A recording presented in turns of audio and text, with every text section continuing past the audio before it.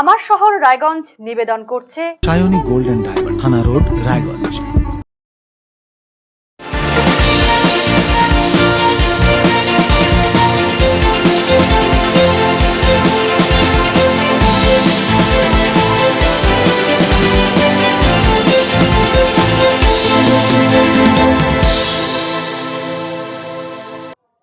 নমস্কার, আপনারা দেখছেন আরসিটিভি সংবাদ আমার শহর রায়গঞ্জ নিয়ে। আপনাদের সাথে আমি তুহিন। শুরুতেই নজর রাখবো যে খবরের দিকে। দোরগোড়ায় লোকসভা নির্বাচন, আর এই লোকসভা নির্বাচনকে সামনে রেখে ক্রমেই উত্তপ্ত হয়ে উঠেছে রাজ্য রাজনীতি। এবারে উত্তর দিনাজপুর জেলার রাজনীতিতে আলোড়ন ছড়িয়ে পড়ল। মঙ্গলবার সকালে একটি ফেসবুক পোস্ট, নিজের ফেসবুক পেজে পোস্টটি করেন উত্তর দিনাজপুর জেলা কংগ্রেসের সভাপতি মোহিত সেনগুপ্ত।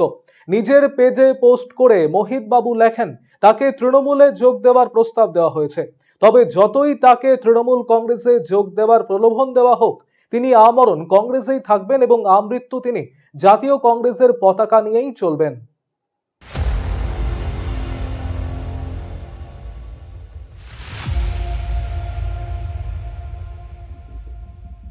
আমি বারবার একই কথা বলছি যে আমি তৃণমূল কংগ্রেস যাওয়ার প্রশ্ন নেই।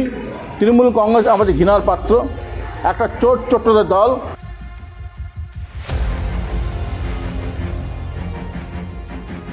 এত লোক থাকতে আমাকে কেন দরকার হয়, সেটাই আমার বক্তব্য।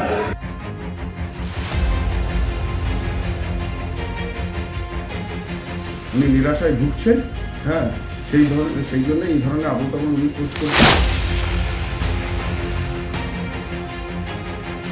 মঙ্গলবার উত্তর দিনাজপুর জেলা কংগ্রেস সভাপতি মোহিত সেনগুপ্তর যে পোস্টটি নিয়ে আলোড়ন ছড়ায় জেলার রাজনীতিতে, সেই পোস্টটিতে কি লিখেছেন মোহিত বাবু? তিনি লিখেছেন, জেলায় কি তৃণমূল দলের কোনো নির্ভরযোগ্য নেতা নেই যিনি লোকসভায় প্রার্থী হবেন? কি জানি, হয়তো নেই, তাই হয়তো দিদিমণি দুধ পাঠান বারে বারে। মোহিত বাবু, আপনাকে তৃণমূল দলে আসতেই হবে, আপনাকে সব দেওয়া হবে, লোকসভার প্রার্থী, জেলা সভাপতি, আর আপনি যা চান, রায়গঞ্জ পৌরসভা, বিধানসভা, সব আপনার পছন্দ মতো করা হবে। ওরকম প্রলোভনের মুখে থুতু। কেন দিদিমণি, আপনার দলে সবাই তো রত্ন, আমরা নিঃস্ব, তবুও আমাদেরই চাই কেন? কারণ আপনিও জানেন, দল পাল্টানো শিল্পপতি লোকসভায় প্রার্থী হয়ে যদি জিতে যায়, তাকে আটকে রাখা অসম্ভব। যদি বা কোনো মন্ত্রী প্রার্থী হন, তাকেও আটকে রাখা অসম্ভব, কারণ আজও দাড়িভিটের রক্ত তার হাতে লেগে আছে। তাই সব ছেড়ে ছুড়ে মোহিত সেনগুপ্তকে ধরো। বাহ, আজও এত ভয় কংগ্রেসকে? দিদিমণি, আজও আবারও সকলের সামনে প্রকাশ্যে বলে রাখছি, দলত্যাগের থেকে দেহত্যাগ অনেক বেশি আনন্দের। আমি দেহত্যাগ করতে রাজি, কিন্তু দলত্যাগ নয়। শেষ যাত্রায় আমার শরীরে থাকবে কংগ্রেসের তেরঙ্গা পতাকা। আমার দেহ যখন যাবে, দেহ থাকবে কংগ্রেসীদের কাঁধে। আপনার বা অন্য কোনো দলের কেউ যেন আমার দেহের সংস্পর্শে না আসে, এটাই আমার এক এবং শেষ বক্তব্য। মোহিত সেনগুপ্তের এই ফেসবুক পোস্ট নিয়ে দিনভর উত্তাল হয়েছে জেলার রাজনীতি। মোহিত বাবুর স্পষ্ট বক্তব্য, আইপ্যাকের মাধ্যমে যোগাযোগ করা হয়েছিল তার সঙ্গে। মোহিত বাবুকে তৃণমূল কংগ্রেসে যে কোনো পদ দিতে নাকি রাজি তৃণমূল কংগ্রেস নেতৃত্ব। এ বিষয়ে কি বলেছেন মোহিত সেনগুপ্ত, শুনুন। 3 দিন আগে আমার কাছে আইপ্যাকের লোক আসছিল, মানে শাসক দলের আইপ্যাকের লোক আসছিলেন, একজন মেঘালয় থেকে, একজন আসাম থেকে। তাদের বক্তব্য যে আপনার সঙ্গে আমাদের যে উত্তরবঙ্গের ইনচার্জ আছেন, সে কথা বলতে বলছে। কথা বললে রাজি হলে সেই ইনচার্জ দিদির সঙ্গে কথা বলে দিবে। আমি প্রথমে কথা বলতে চাইনি, তারপর তো ওরা বললো যে আমাদের চাকরিটা বাঁচান, অন্তত ওই শুভজিৎ মিত্র নাকি আছেন শিলিগুড়িতে, তার সাথে কথা বলা যায়। সে আমার সাথে কথা বললো, সে মিত্র, যে আপনার সঙ্গে কথা বলতে চাই এবং আপনার সঙ্গে দিদি কথা বলতে চায়। আর দিদির সঙ্গে কথা বলতে প্রশ্নই নাই না। আপনি, দিদি বলছে যে আপনি দলে আসুন, আমাদের দলে আসুন এবং লোকসভায় দাঁড়াবেন। আলহাম তৃণমূল কংগ্রেসে যাওয়া না, সে তো অনেক দিন ব্যাপার হয়ে গেছে, আমি আগেই প্রত্যাখ্যান করে দিয়েছি। দিদির দলে কেন আমি যাব? সেই জন্য তৃণমূল কংগ্রেসে যাওয়ার কোনো প্রশ্ন নাই। আমি এটাও বলছি, আমি বারে বলছি যে আমি এমন একটা মানুষ যে মৃত্যুর পরে আমার যেন কংগ্রেসের পতাকা নিয়ে মরতে পারি। এদিন তৃণমূল কংগ্রেসের বিরুদ্ধে কার্যত বিষোদ্গার ছুড়ে দেন মোহিত সেনগুপ্ত। তিনি বলেন, যে দল চুরির সঙ্গে যুক্ত, পৌরসভা ভোটে লুটতরাজ চালিয়েছে যে দল, তিনি আমৃত্যু সেই দলে যাবেন না। তৃণমূল কংগ্রেসের বিরুদ্ধে এদিন কি অভিযোগ তুললেন মোহিত সেনগুপ্ত, শুনুন। আমরা চাই এই চোরের দলটাকে তাড়াতাড়ি উৎখাত করার জন্যে। সেই জন্য আমরা বদ্ধপরিকর, যে করি হোক তৃণমূল কংগ্রেস এবং বিজেপি দুটি দলের বিরুদ্ধে আমাদের লড়াই, সে লড়াইয়ে আমরা প্রস্তুত আছি। কারণ তৃণমূল কংগ্রেসে গিয়ে না, তৃণমূল কংগ্রেসের বিরুদ্ধে, বিজেপির বিরুদ্ধে লড়াই করে আজকে আমরা উৎখাত করতে চাই দুটি দলকে ভারতবর্ষ থেকে, পশ্চিমবাংলা থেকে। পশ্চিমবাংলায় এমন নক্কারজনক ঘটনা ঘটেছে, যার জন্যে আজকে সমস্ত মানুষ ঠাকুরের বুদ্ধি পাচ্ছে, বুঝতে পারছে, ভয়ে মুখ খুলতে পারছে না। সেই জন্য তৃণমূল কংগ্রেসে যাওয়ার কোনো প্রশ্ন নাই। আমি এটাও বলছি, আমি বারে বারে বলছি যে আমি এমন একটা মানুষ যে মৃত্যুর পরে আমার যেন কংগ্রেসের পতাকা নিয়ে মরতে পারি। এখন কংগ্রেসের দুঃসময় চলছে, তাই বলে আজকে বাবা মা যদি অসুস্থ হয়ে যায়, আজকে শরীর খারাপ হয়, সন্তানরা বাবা মাকে ফেলে দেয় না। সেই জন্য পশ্চিমবাংলা কেন ভারতবর্ষে কংগ্রেসের দুর্দিন চলতে পারে। আমরা চাই কংগ্রেস থেকে কীভাবে আর শক্তি বৃদ্ধি করা যায়, কংগ্রেস থেকে শক্তি বৃদ্ধি করে ভারতবর্ষের মস্ততে কংগ্রেসকে নিয়ে আসা যায়, রাহুল গান্ধীকে প্রধানমন্ত্রী করা যায়। সেই স্বপ্ন বাস্তবায়িত করার জন্য আমরা লড়ে যাচ্ছি এবং পশ্চিমবাংলায় আমরা আশা করি কংগ্রেস রেজাল্ট ভালো করবে গত প্রতিবারের তুলনায়। আমাদের জয় হবেই, ভারতবর্ষে কংগ্রেস ক্ষমতা আসবেই, এটাই আমাদের বদ্ধপরিকর। সেই জন্য তৃণমূল কংগ্রেস যাওয়ার প্রশ্ন নেই। প্রস্তাব দিয়েছিলেন তৃণমূল কংগ্রেসে আসতে এবং তারপরে তৃণমূল কংগ্রেসের সাংসদ হিসেবে দাঁড়ানোর জন্য রায়গঞ্জ কেন্দ্রে। আমরা সঙ্গে সঙ্গে আমি প্রত্যাখ্যান করেছি। ওই দলে যাওয়া মানে চোর সাজা, ওই দলে যাওয়া মানে ডাকাত সাজা। এই চোর ডাকাতের দলে আমি যেতে পারি না। লুটরাজ দল প্রধানমন্ত্রী এই জিনিসই প্রস্তাব করেছি যে আজকে আমার কাছে আইপ্যাক থেকে লোক আসছিলেন দুদিন আগে, এবং তাদের ইনচার্জ যিনি আছেন শুভদীপ মিত্র, শিলিগুড়ি বাড়ি, উনি আমার সাথে কথা বলেছিলেন। তার যা উত্তর আমি দিয়ে দিচ্ছি। এই বিষয়ে আমরা প্রতিক্রিয়া চেয়েছিলাম উত্তর দিনাজপুর জেলা তৃণমূল কংগ্রেসের সভাপতি কানাইয়ালাল আগরওয়ালের কাছে। তিনি জানান বিষয়টি তার জানা নেই, সে কারণে কোনো মন্তব্য করতে চান না। তবে তিনি বলেন রাজ্য তথা এই জেলায় তৃণমূল কংগ্রেসে কোনো সংকট নেই, সংগঠন যথেষ্ট মজবুত রয়েছে। আমার এই সম্বন্ধে কিছু জানা নেই, আমি কি বলবো, আমার তো কিছু আমাকে তো কেউ যদি জানাতেন তাহলে আমি বলতে পারতাম। এই সম্বন্ধে আমাকে কেউ কিছু জানায়নি, ওই জন্য আমি কোনো মন্তব্যই করতে পারবো না। উনার দাবি এ সম্বন্ধে আমি কি বলবো। তৃণমূলের সংকট নেই এটা বলতে পারি, তৃণমূলের পশ্চিমবাংলায় কোনো সংকট নেই, উত্তর দিনাজপুরেও কোনো সংকট নেই। আমাদের জেলায় সংগঠনটা খুব ভালো আছে, সংকটের কোনো ব্যাপার নেই দলের মধ্যে। সব কল্পনা যদি করতে পারেন এগুলাতে কোনো উত্তর হয় না। আমি এটাই বলতে পারি জেলা সভাপতি হিসাবে আমার কাছে এরকম কোনো খবর নেই। এই বিষয়ে আমরা কথা বলেছিলাম জেলা তৃণমূল কংগ্রেসের সহ সভাপতি অরিন্দম সরকারের সাথে। তিনি জানান দলের নিয়ম অনুসারে জেলা কমিটি থেকে নাম প্রস্তাব করে রাজ্যে পাঠানো হয়, রাজ্য সেই প্রস্তাব অনুসারে নাম ফাইনাল করে। এই জেলায় এখনো পর্যন্ত এমন কোনো বৈঠক হয়নি। তবে মোহিত বাবু যে আইপ্যাকের ফোনের কথা বলছেন সেটি প্রতারণা চক্রের ফাঁদও হতে পারে। এই ধরনের ফাঁদে পা না দেওয়ার জন্য তিনি মোহিত সেনগুপ্তের উদ্দেশ্যে সতর্ক বার্তা প্রেরণ করেন। দেখুন, আমাদের দলের যেটা নিয়ম, আমাদের জেলা কমিটি থেকে প্রস্তাবিত হয়ে নাম যায়, সেটাকে আমাদের দলের রাজ্য কমিটি সেটা চেক করে 2-3টে নাম যায়, সেখান থেকে তারা দেখে নিয়ে সেটা ফাইনাল করেন কে হবে। তো এরকম এখনও আমাদের জেলা কমিটির, আমি সভাপতি হিসাবে বলছি উত্তর দিনাজপুর জেলা, এরকম কোনো মিটিং এখনও আমাদের জেলায় হয়নি। আর উনি যে আইপ্যাকের কথা বলছেন, আমি বলবো সাবধানে থাকতে। কয়েকদিন আগেই একটা ঘটনা হয়েছে, আপনারা জানেন, মুর্শিদাবাদের হুমায়ুন কবির তাকে মন্ত্রী করব বলে তার কাছে আইপ্যাকের নাম করে কিছু টাকা পয়সা নিয়ে সেই ব্যক্তি অলরেডি ধরা পড়েছেন, যিনি কিনা আইপ্যাকের লোক নয়। তো এরকম ফ্রড করবার জন্য অনেকেই নানা রকম আইপ্যাকের নাম ভাঙিয়ে কাজ করছে, সেরকম ওনার সাথেও হয়ে থাকতে পারে, সেটা থেকে যেন সাবধান থাকে। তবে ওনার যে বক্তব্য সেটাকে আমরা কুর্নিশ করি। যে কোনো দলের নেতৃত্ব, তিনি যদি দলের প্রতি লয়াল থাকেন সেটা ভালো এবং সেই দলের পক্ষে ভালো। যদিও এদিন মোহিত সেনগুপ্তের বক্তব্য বা তার পোস্টকে কটাক্ষ করেছেন রায়গঞ্জের বিধায়ক কৃষ্ণ কল্যাণী। তিনি জানান 2021 সালে মোহিত বাবুর জমানত জব্দ হয়েছে, বর্তমানে উনি নিরাশায় ভুগছেন। আসলে 2021-এর জ্বালাটা এখনো ভুলে উঠতে পারেননি। আপনারা যেমন জানেন 2016 সালে উনি বিধানসভা নির্বাচনে 53,000 ভোটে জয়ী হয়েছিলেন। আবার 2021 সালে আমার কাছে 64,000-এরও বেশি ভোটে হেরে যান। ওনার কার্যত জমানত বাজেয়াপ্ত হয়েছিল। আর আজকের দিনে ওনার কাছে 4 জন লোকও নেই, উনি নিরাশায় ভুগছেন। হ্যাঁ, সেই জন্য এই ধরনের আবল তাবল উনি পোস্ট করছেন। উনি অ্যাকচুয়ালি কৃষ্ণ কল্যাণীর জনপ্রিয়তা এখন শিখরে, সেই জন্য ওনার নামে যদি কিছু লিখে যদি লাইমলাইটে আসা যায় তার উনি প্রয়াস করছেন। এই প্রয়াস করে লাভ হবে না মোহিতবাবু।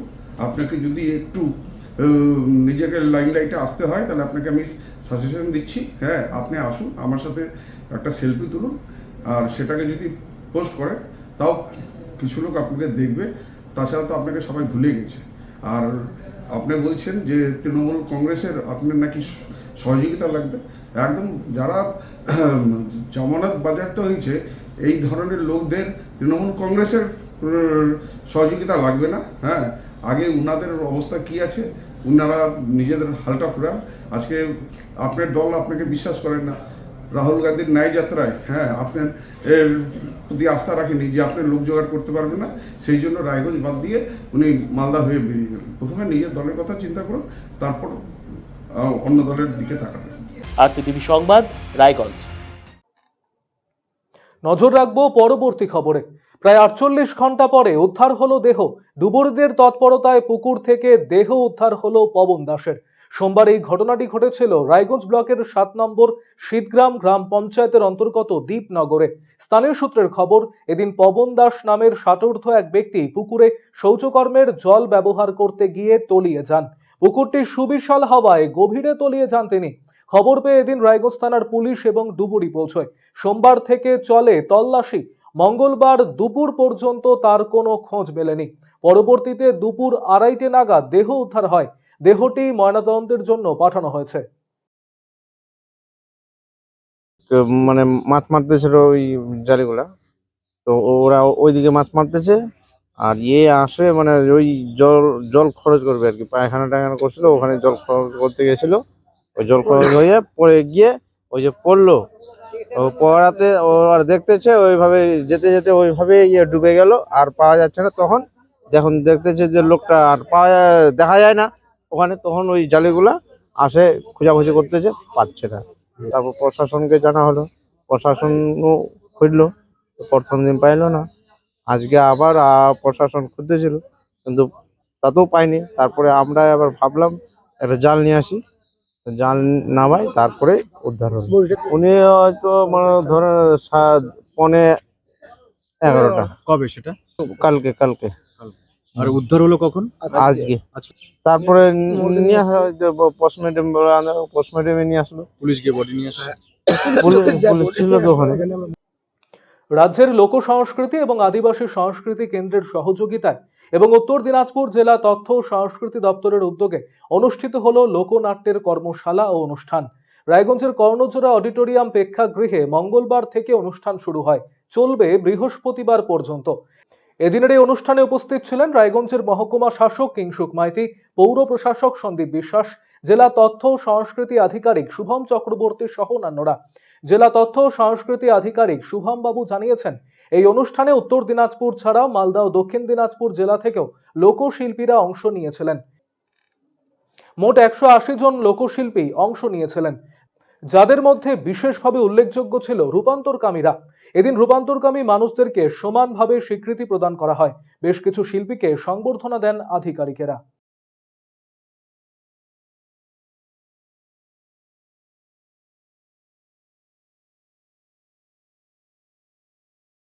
আজকে মাননীয় মুখ্যমন্ত্রীর উদ্যোগে আর লোক সংস্কৃতি ও আদিবাসী সংস্কৃতি কেন্দ্রের আয়োজনে এবং জেলা তথ্য ও সংস্কৃতি দপ্তরের উদ্যোগে আমাদের কর্ণজোড়া প্রেক্ষাগৃহে 27 থেকে 29 ফেব্রুয়ারি লোকনাট্যের কর্মশালার আয়োজন করা হয়েছে। এই লোকনাট্যের কর্মশালায় বিভিন্ন জেলার থেকে লোকনাট্যের সঙ্গে যারা যুক্ত সেই সমস্ত দল অংশগ্রহণ করবেন, যেরকম খন, হালুয়া, হালেনি এই সমস্ত লোকাঙ্গিকের দল এখানে আসছেন। পার্শ্ববর্তী জেলা উত্তর দিনাজপুর ছাড়াও মালদা, দক্ষিণ দিনাজপুর বিভিন্ন জেলার থেকে আমাদের দল আসছেন। আপনারা জানেন যে আমাদের কিছু লোকশিল্পী রয়েছেন, আপনারা আজকে দেখলেন যে তাদের মঞ্চের থেকে আমরা সম্বর্ধনা দিলাম, তাদের উৎসাহ প্রদান করা হলো।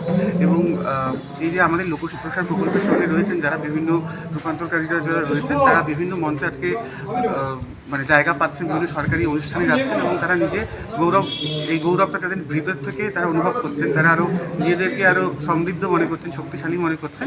তাই লোকপ্রসার প্রকল্পের মাধ্যমে আমরা মনে করি যে আমরা এই রূপান্তরকারীদের জীবনে যে পরিবর্তন, তাদের যে ক্ষমতায়নের পথে আমাদের এই লোকপ্রসার প্রকল্প খুব ভালো ভূমিকা নিচ্ছে এবং আগামী দিনেও নেবে। আজকে আমাদেরকে এখানে আমরা ছোটো থেকে তো শিল্পী, ছোটো থেকে নাচ গান করি বা প্রোগ্রাম করি, কিন্তু ছোটো থেকে আমরা সেইটুকু সম্মানটা পাইনি। আর এখন এই মঞ্চে আমাদেরকে ডেকেছেন আমাদের ইসলামপুর আধিকারিক, খুবই ভালোবাসেন আমাদেরকে, আমাদের নাটক দেখেছেন, যাত্রা দেখেছেন, তার জন্য আমাদের এত সুন্দর একটা মঞ্চে ডেকেছেন, আমরা খুবই খুশি। এখন আমাদের মাননীয় মুখ্যমন্ত্রী একটা কার্ড করে দিয়েছে, শিল্পী কার্ড, আমাদের সরকারি কার্ড আছে, আমরা সরকারি ভাতা পাই আমরা, আর মাসে মাসে প্রোগ্রামও পাই। এখন আমরা খুবই খুশি, খুবই আনন্দিত। নজর রাখবো পরবর্তী খবরে। রায়গঞ্জের প্রাক্তন বিধায়ক মোহিত সেনগুপ্তের প্রচেষ্টায় সাংস্কৃতিক মঞ্চ পেল মালঞ্চা হাই স্কুল। এই স্কুলে এতদিন কোনো মঞ্চ না থাকায় যে কোনো সাংস্কৃতিক অনুষ্ঠান করতে গিয়ে বেগ পেতে হতো কর্তৃপক্ষকে। সেদিকে তাকিয়ে মোহিত বাবুর প্রচেষ্টায় সাংসদ প্রদীপ ভট্টাচার্যের সাংসদ এলাকা উন্নয়ন তহবিলের বরাদ্দকৃত অর্থে স্কুলের সাংস্কৃতিক মঞ্চের শিলান্যাস করা হলো। মঙ্গলবার এই কর্মসূচিতে উপস্থিত ছিলেন মোহিত সেনগুপ্ত সহ স্কুলের শিক্ষক শিক্ষিকা এবং অভিভাবকেরা। এই প্রকল্পের জন্য বরাদ্দ হয়েছে প্রায় 6,62,000 টাকা। মোহিত সেনগুপ্তকে ধন্যবাদ জানিয়েছেন সকলেই।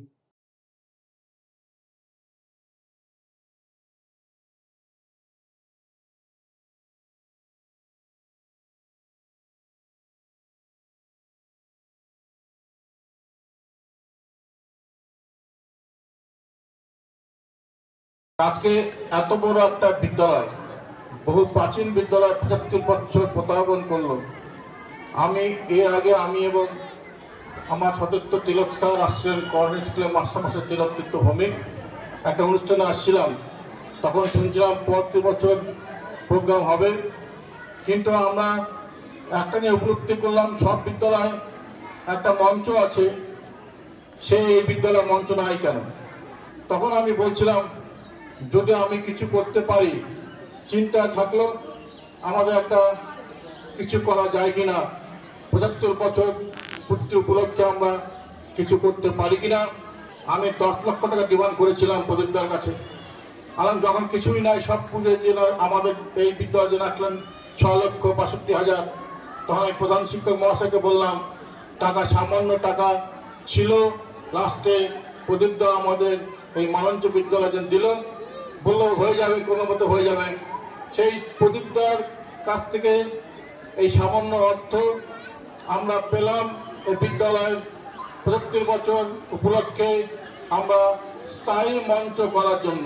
আসন্ন লোকসভা ভোটের প্রক্রিয়া সংক্রান্ত বিষয় পুলিশ কর্মীদের প্রশিক্ষণ, ইভিএম থেকে শুরু করে যাবতীয় টেকনিক্যালি দিক নিয়ে ট্রেনিং করালেন মহকুমা শাসক কিংসুক মাইতি। কর্মসূচিটি অনুষ্ঠিত হয় রায়গঞ্জের সুরেন্দ্রনাথ মহাবিদ্যালয়।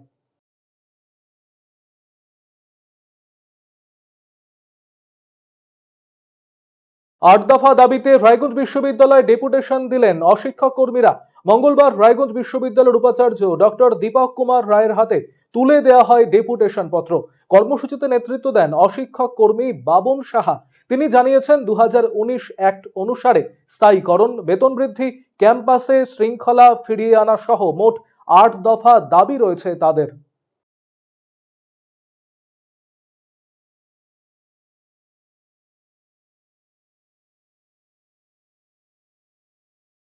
আমাদের আজকে 8 দফা দাবি নিয়ে আমরা এখন ভিসি স্যারের কাছে, ইউনিভার্সিটি ভিসি স্যারের কাছে এসেছিলাম। আমরা সেই দাবিগুলো জানালাম। আমাদের 2019 সালে একটা অ্যাড বেরিয়েছিল স্থায়ীকরণের দাবিতে, স্থায়ীকরণের জন্য। সেই দাবি অ্যাড অনুযায়ী এখন অবধি তা পূরণ হয়নি। আমরা প্রথম দাবি ছিল আমাদের স্থায়ীকরণ করতে হবে। দ্বিতীয় নম্বর দাবি হলো অবিলম্বে সরকারি নির্দেশ অনুযায়ী বেতন বৃদ্ধির ব্যবস্থা করতে হবে। আজকালকার দিনে আমাদের বেতন অনেক কম, আমরা বেতন বৃদ্ধির দাবি রাখছি। 4 নম্বর হলো ইউনিভার্সিটি যেসব বিশৃঙ্খলা পরিস্থিতি হয়েছে আপনারা জানেন, সেই বিশৃঙ্খলা শান্তি ফিরিয়ে আনতে হবে, ইউনিভার্সিটি পরিবেশ সৃষ্টি ফিরিয়ে আনতে ব্যবস্থা করতে হবে। 4 নম্বর হলো সব রকম যে কোনো নোটিশ আমাদের ইউনিভার্সিটির ওয়েবসাইটে দিতে হবে। আর 5 নম্বর হলো ইউনিভার্সিটির বিভিন্ন কমিটিগুলো আছে, সেই কমিটিগুলো ভেঙে দিয়ে নতুন করে কমিটি গঠন করতে হবে। আমার শহর রায়গঞ্জ এখনকার মতো এ পর্যন্তই। পরবর্তী খবরের জন্য নজর রাখুন শুধুমাত্র আরসিটিভির সংবাদে। নমস্কার।